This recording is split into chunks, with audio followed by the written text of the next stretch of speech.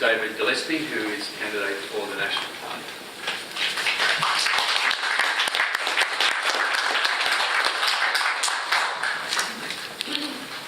Okay, well, thanks very much, John, and thanks very much. Where's Harry? Oh, here we go. Thanks so much for asking me along. Now, a lot of you know me already. I've been in this town over 20 years. Most of you have known me in the medical field, but having put my hand up once before, I'm here again running for Federal Parliament. Now, a lot of people talk about action to combat climate change. What I might start with, Harry, is what I've done personally to combat climate change. Now, the old saying, do what I, copy what I do, not what I say.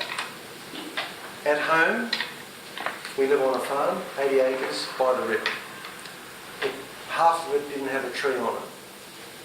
We planted over 400 trees, revegetated, developed quite a diverse nursery for native plant-eating birds in a special gully, and we've done that with scientific advice about what to feed trees that the native birds like. What we've done is we've changed the whole practices of the farm. It used to be slashed or burnt every year by the old dairy farmer. What we've done is stop tilling and turning it over. What we've got is a mulcher instead of a slasher, and we've stopped this practice of burning. We've tried by mulching to increase the organic carbon content of the soil, reusing all the waste from the animals. And our house, which is over 100 years old, was actually really well designed. Made of good Australian hardwood timber. It's like concrete now. If you try and put a nail in it, you have to drill a pilot hole first. It's all naturally ventilated. We added on a bedroom and a living quarters, and we employed a very famous climate active architect and employed all modern building principles. Instead of the average house in Port Macquarie that faces the street, doesn't face north to get the natural sun and the heating, usually has lots of expensive building materials in it. Ours is essentially a timber home with one section of brick. We've got verandas that accept the sun in winter to warm it, but are deep enough and are pitched at the right angle to shade it in summer. Apart from the heat wave, when it's about 104 degrees, air conditioning is not required in our house. It is a really energy efficient house. And we've used renewable natural products. No pink bats in the roof, it's all wool. Okay, we've got our own solar panel that some of you, one of the guys with Harry's organisation actually worked on it. 54 panels, and we got it so that it tracks the sun, so it's even more efficient.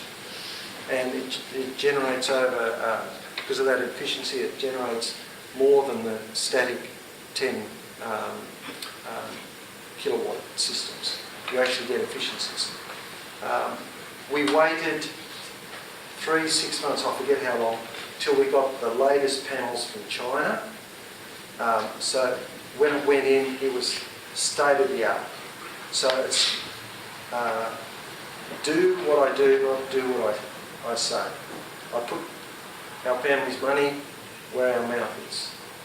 And that's probably the best credentials one can present. Now look, a lot of people assume that because I'm in the Nationals, I'm a climate skeptic. Ladies and gentlemen, please be reassured, I'm not a climate skeptic. I accept the science. You can always find someone who'll put out some contradictory evidence as to whether it's warming or not. But look, you only got to go and smell the back of the car. You know there's stuff coming out.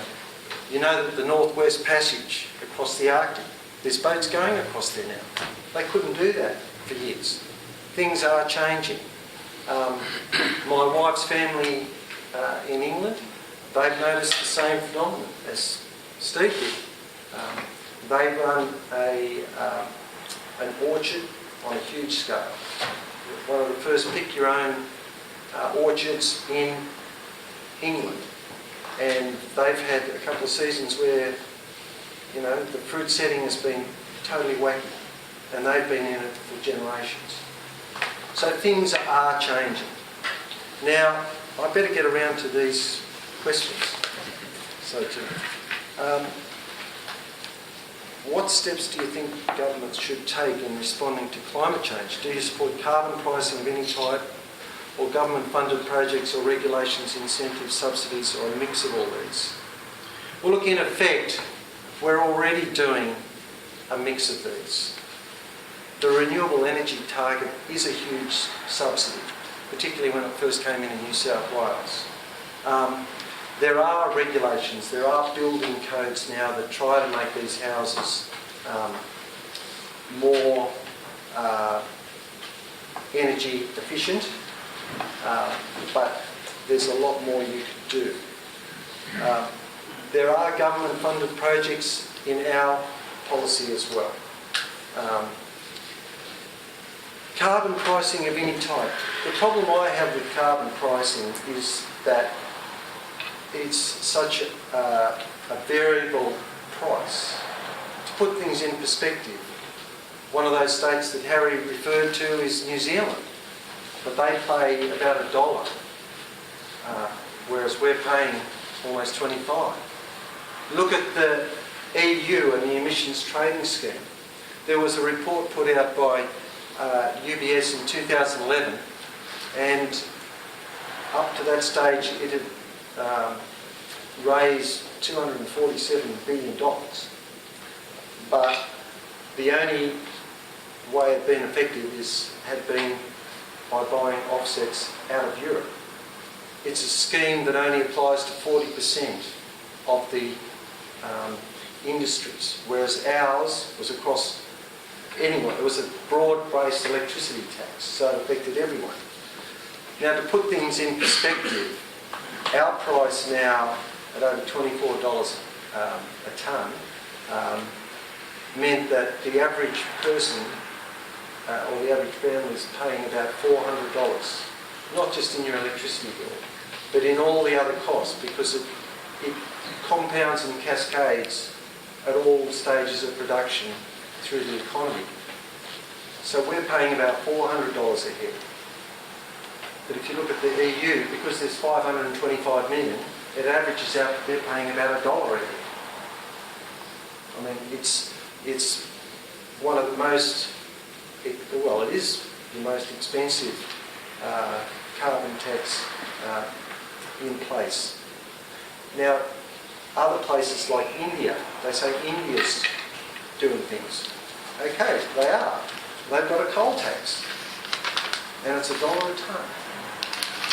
Now, the royalties that Queensland charges for the coal is 20 times that. It's not called a carbon tax, but it's a royalty, and they're paying $20 a tonne. And if the price goes above $90 a tonne, it's going to go even higher. So in a way, state royalties are already putting a price on coal. I'm not privy to what the price New South Wales charges, but every state's different, and different minerals have different royalties that they pay to the state governments. And then if they do make a profit, they pay tax again. And it's called company tax, based on a profit. The more profit they're making, the more tax they pay. Now, do I support the 20% renewable energy target with 41 gigawatt hours of large-scale renewable energy generation by 2020? And what is your position on subsidies for renewable energy during its early stage of development? Well, look, I and the Coalition supported the renewable energy target, and we still do. I mean, John Howard created the renewable energy target. Admittedly, he started at 5%, was increased to 20%, but it is a child of the Coalition, and we support it. And there are concerns from Harry that it might be got rid of. But I've reassured Harry that if I'm elected as your MP in this part of the world, I'll be objecting to that. I'll be fighting against it because I think it is the incentive that needs to grow these things.